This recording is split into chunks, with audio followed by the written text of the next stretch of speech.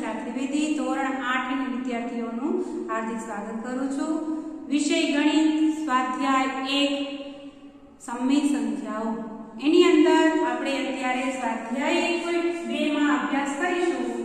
સૌથી પહેલા તો દરેક વિદ્યાર્થી મિત્રો ધોરણ 7 માં પૂર્ણાંક સંખ્યાઓ વિશેની માહિતી મેળવી ચૂક્યા હશે, જેની અંદર પૂર્ણાંક સંખ્યામાં ધન સંખ્યા, ઋણ સંખ્યા અને શૂન્ય આ ત્રણેય સંખ્યાઓનો સમાવેશ થતો હોય છે। તો અહીંયા આપણે સંખ્યા રેખા પર સંખ્યાઓનું નિરૂપણ કરવાનું છે, પણ કેવી સંખ્યા? તો કે સમય સંખ્યાઓ। હવે તમને સમજૂતીનો વિડિયો જ્યારે મોકલાવ્યો હતો ત્યારે સમય સંખ્યા કોને કહેવાય એની માહિતી મેં તમને આપેલી હતી। તો સમય સંખ્યામાં ધન સંખ્યા, ઋણ સંખ્યા અને શૂન્ય, તે જ રીતે પ્રાકૃતિક સંખ્યા, પૂર્ણ સંખ્યા અને અપૂર્ણાંક સંખ્યા દરેકનો સમાવેશ થાય છે। તો અહીંયા આપણે સંખ્યા રેખા પર નિરૂપણ કરવા માટે સૌથી પહેલા પ્રશ્ન પહેલો, નીચે આપેલી સંખ્યાઓનું સંખ્યા રેખા પર નિરૂપણ કરો। સૌથી પહેલા તો પહેલો દાખલો છે, એમાં સંખ્યા રેખા આપણે દોરી નાખીએ। વચ્ચે આપણે શૂન્ય મૂકી દઈએ, કેમ કે આપણે ખ્યાલ જ છે કે સંખ્યા રેખા દોરીએ ત્યારે વચ્ચોવચ શૂન્ય આવે અને જમણી બાજુ ધન સંખ્યા આવે અને ડાબી બાજુ ઋણ સંખ્યા આવે। પણ અહીંયા કઈ સંખ્યા છે? 7/4। તો હવે તમે જોવો છો કે ભાઈ અહીંયા સંખ્યા રેખાનું નિરૂપણ કરતા હોય ત્યારે તમારે એક જ સંખ્યાનું કરવાનું છે। તો તમે જોઈ શકો છો આમાં કોઈ નિશાની નથી, માઈનસની નથી, ઋણ સંખ્યા આપેલી નથી, ધન સંખ્યા છે। તો આ જે શૂન્ય છે, શૂન્ય પછીની એટલે કે જમણી બાજુ આ સંખ્યા હશે, કારણ કે એ સંખ્યા છે ધન સંખ્યા છે। તો ધન સંખ્યા છે જમણી તરફ આવે। તો હવે છેદ જોવાનું, છેદમાં 4 આપ્યા છે। તો સૌથી પહેલા આપણે શરૂ કરશું અને ઋણ સંખ્યા આપેલી નથી તો શૂન્યને આપણે અહીંયાથી શરૂ કરશું, જેથી કરીને આપણે સમજીએ, કેમ કે ડાબી બાજુ કોઈ લખવાનું જ નથી, કારણ કે આ સંખ્યા જે ધન છે એને જ આપણે દર્શાવવાની છે, ઋણ સંખ્યાને દર્શાવવાની નથી। અને આપણે જોવાનું ધન સંખ્યા હંમેશા જમણી બાજુ જ આવે, તો 0 થી જમણી તરફ જ આપણે જવાનું છે। તો છેદમાં 4 છે તો આપણે એકડે એકથી શરૂ કરશું, 1/4, 2/4, 3/4,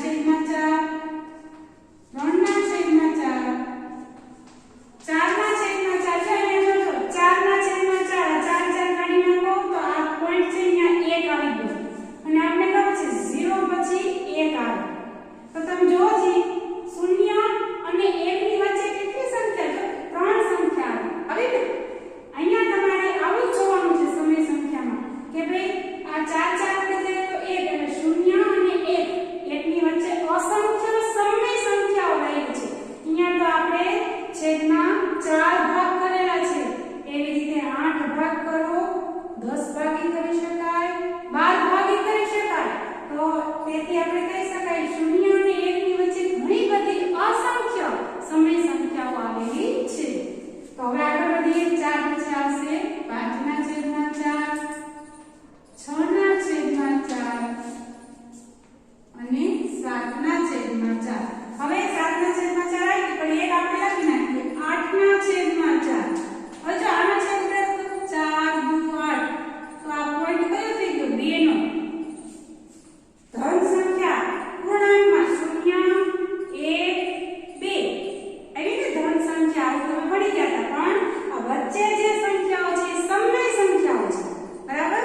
તો આપણે તેના ઉપર નિરૂપણ કરવાનું છે 7/4। અહીંયા તમારે આવી રીતે રાઉન્ડ કરવાનું ને એક અક્ષર આપી દેવાનું, a, કોઈ પણ અક્ષર આપી શકો, ABCD ના આલ્ફાબેટમાંથી કોઈ પણ એક અક્ષર આપી શકો। એવી રીતે હવે -5/6 સંખ્યા રેખા દોરો। પહેલા તો નિરૂપણ કરવા માટે જોવાનું ધન છે કે ઋણ? ઋણ સંખ્યા છે તો શૂન્યની કઈ તરફ આવે? ડાબી તરફ આવે। તો આપણે ડાબી તરફ એટલે પહેલા શૂન્ય લખીને હવે ડાબી તરફ આવશે, બરાબર? -5/6 છે તો શરૂઆત કરીશું આપણે -1/6,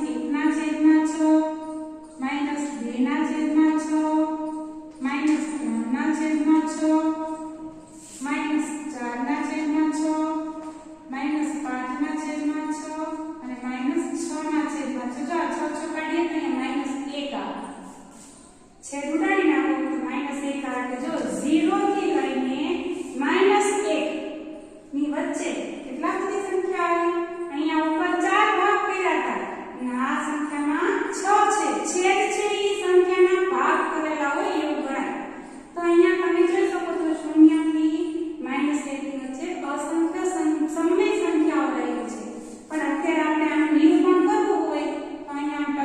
કરી રાઉન્ડ કરી અને અહીંયા ABCD નો મૂળાક્ષર આપી દેવાનો. આવી હવે આપણે પ્રશ્ન બીજો, સંખ્યા રેખા પર આ જે સંખ્યા આપી છે એ દર્શાવવાની છે. તો દર્શાવવા સમયે જોવાનું છેદ સરખા છે તો કે હા છેદ સરખા છે. સંખ્યા કેવી છે? ઋણ છે તો કે ઋણ જ છે. ધન સંખ્યા નથી. તો સંખ્યા રેખા જો ઋણ સંખ્યા છે શૂન્યની કઈ તરફ આવશે? ડાબી બાજુ આવશે. તો શૂન્ય અહીં લખી નાખીએ અને આમ ડાબી તરફ આપણે જઈએ. બરાબર? તો ડાબી તરફ જવા માટે -1/11 જો છેદમાં 11 છે એટલે 11 મૂકા છે. એવી રીતે -2/11 -4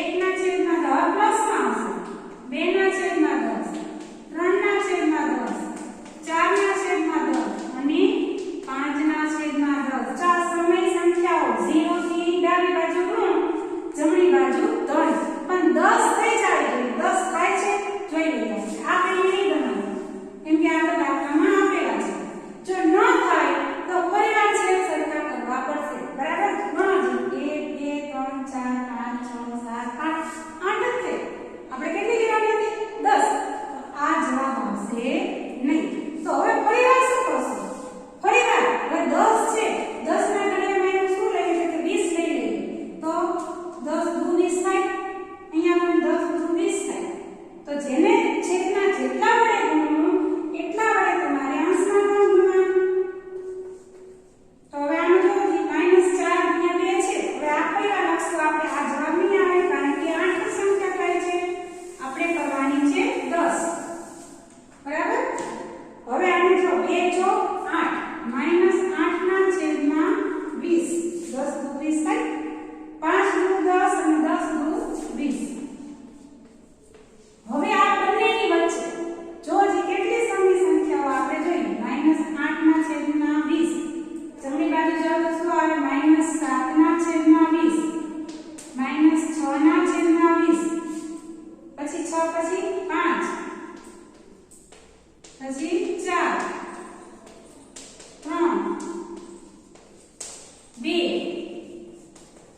1 0 0 પછી જમણી બાજુ ધન સંખ્યા થઈ જશે એટલે કે હવે આવશે ધનના પ્લસમાં આવશે 1 ના છેદમાં 20 2 ના છેદમાં 20 3 ના છેદમાં 20 4 ના છેદમાં 20 ક્યાં સુધી લઈ જવાનું 10 સુધી 5 ના છેદમાં 20 6 7 8 9 અને 10 બરાબર હવે ગણી લઈએ 10 થઈ ગઈ એમાં પેલી બે તો ગણવાની નથી કેમ કે તો આપણે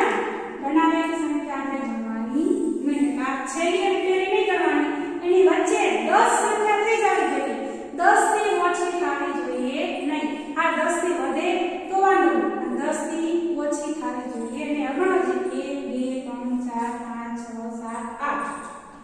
9 10 11 12 13 14 15 16 17 જોયું કેટલી સંખ્યા આવી 17 સંખ્યા આવી આ રીતે તમારે -2 ના છેદમાં 5 અને 1 ના છેદમાં 2 વચ્ચે આવતી 10 સમય સંખ્યાઓ અહીંયા તમને દેખાડી છે અહીંયા 10 દેખા છે ને આને જો ભૂલથી 10 લખાઈ ગયા છે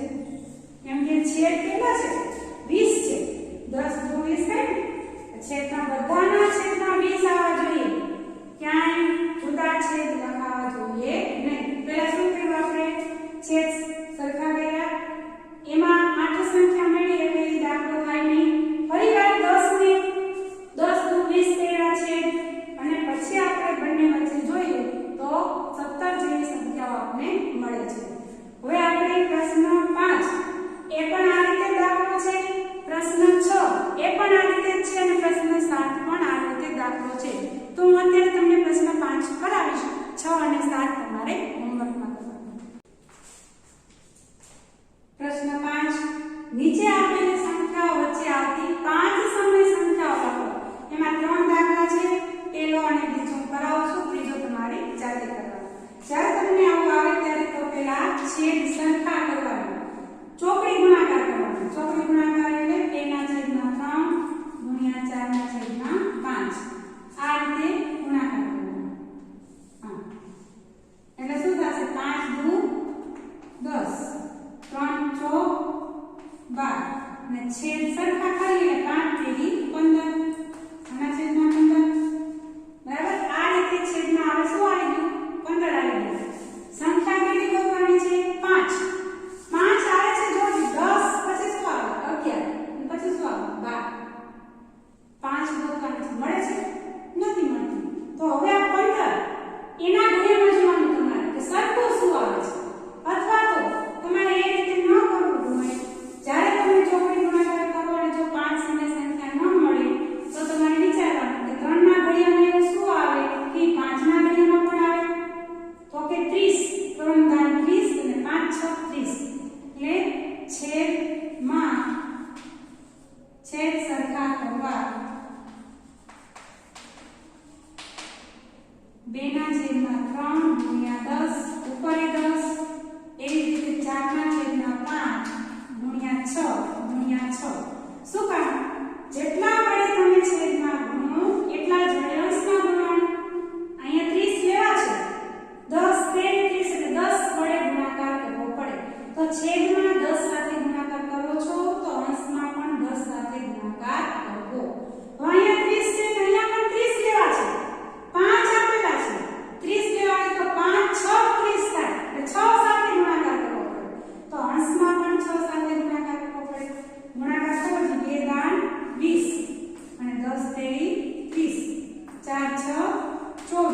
અને 5 6 30 પાંચ સમય સંખ્યા મળવી જોઈએ એ તો આ પણ નહીં ચાલે બરાબર ચલો ગણો જ 20 પછી શું આવે 24 સુધી લઈ જાઓ 21 22 23 ત્રણ જ મેળવી આપણે કેટલી લેવાની છે 5 જો મને ખબર છે કે શું લેવાનું છે પણ જો હું તમને ગણતરી કરીને ન શીખવાડો તો તમને આવડે નહીં તો ચાલો 30 માં પણ કામ થાતું નથી તો હજી એવું આગળ શું લઈએ કે જેથી તમને અહીંયા 5 સમય સંખ્યા મળી જાય તો અત્યારે આપણે આ પણ પૂછવું પડશે 30 પણ થતા નથી તો હવે શું લેશું 30 નથી થતા બરાબર તો એવું કયું એના ઘડિયામાં આવે બેયના ઘડિયામાં કે 5 સમય મળી જાય સમય સંખ્યાઓ મળી જાય આપણને તો હવે આપણે 30 થી નથી થતું તો હવે 20 તેરી 60 બરાબર 20 તેરી 60 અહીંયા 60 ન આવે તો શું કરાય 12 50 60 જો ઘડિયા આવવા જોઈએ ઘડિયા નહીં આવે તો તમને ખબર નહીં પડે કે કોના ઘડિયામાં શું આવશે હવે અહીંયા 20 સાથે ગુણાકાર તો ઉપર પણ 20 સાથે ગુણાકાર અહીંયા 12 સાથે તો ઉપર પણ અંશમાં પણ 12 સાથે ગુણાકાર 20 દુ 40 અને 20 તેરી 60 12 જો 48 અને 12 50 60 હવે આ બંનેની વચ્ચે 5 સમય સંખ્યાઓ આવી જવી જોઈએ તો જોજો 40 ના છેદમાં 60 એના પછી શું આવે 40 પછી 41 ના છેદમાં 60 42 43 44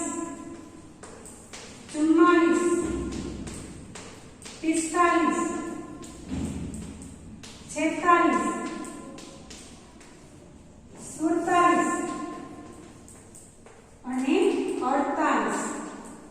એમાં તમારે આ બંનેને નથી ગણવાના પેલો અને છેલ્લો નહીં ગણવાનો તો એમાં તમે જો 5 મળે છે 1 2 3 4 5 6 7 મળી ગઈ આપણે 5 જાણીએ તો 5 થી વધી ગઈ તો અત્યારે તમારો જવાબ તમને અહીંયા મળી જાય છે ક્રોસ ગુણાકાર કરીને પહેલા જોઈ લેવાનું ન થાય તો બંનેના ઘડિયામાં આવતું એ સંખ્યા શોધવાની અને પછી દાખલો તમારે ગણવાનો એવી રીતે અહીંયા જોઈ લઈએ 2 અને 3 તો જો જી પેલા 3 દુ 6 છેદ સરખા કરી લઈએ આ 3 અહીંયા આવ્યો એટલે 3 સાથે ગુણાકાર ઉપર પણ 3 સાથે ગુણાકાર 5 ના છેદમાં 3 છે 6 લેવા છે તો 2 સાથે ગુણાકાર ઉપર પણ 2 સાથે ગુણાકાર 3 તેરી 9 પણ કેવા -9 3 દુ 6 5 દુ 10 અને 3 દુ 6 આ બંને વચ્ચે 5 સમય સંખ્યા આવી જાય છે કઈ રીતે જોજો આપણે જોઈએ -9 ના છેદમાં 6 એની આગળ શું આવે તો કે -8 ના છેદમાં 6 -7 ના છેદમાં 6 -6 ના છેદમાં 6 -5 ના છેદમાં 6 -4 ના છેદમાં 6 -3 ના છેદમાં 6 -2 ના છેદમાં 6 -1 ના છેદમાં 6 શૂન્ય ચાર ઋણ સંખ્યા છે આ ધન છે શૂન્યની જમણી બાજુએ જવું પડશે ક્યાં સુધી 10 ની આગળ 9 સુધી જવું પડશે હજી પાછું 1 ના છેદમાં 6 2 ના છેદમાં 6 3 ના છેદમાં 6 જો તમારે બધી સંખ્યા ન લખવી હોય તો તમારે આ રીતે ડેશ ડેશ ડેશ કરી નાખવાનું શું કામ આપણે માત્ર 5 જ સંખ્યા લેવાની છે જે આપણે મળી ગઈ છે જો હજી 1 2 3 4 5 6 7 8 9 ઘણી બધી મળી ગઈ છે તો તમારે છેક સુધી ન લખવું હોય તો ટકા કરી નાખવાના અને છેલ્લે 9 ના છેદમાં 6 આ રીતે લખવાનું બરાબર તો વિદ્યાર્થી મિત્રો આ રીતે સમય સંખ્યામાં કોઈ બે સંખ્યાની વચ્ચે અસંખ્ય સમય સંખ્યાઓ રહેલી છે જે આપણે પ્રશ્ન 5 માં આપણે જોયું હવે પ્રશ્ન 6 અને 7 તમારે હોમવર્કમાં કરવાનું છે ઓકે અહીંયા સ્વાધ્યાય 1 છે સમય સંખ્યાઓ અહીંયા પૂર્ણ કરીએ છીએ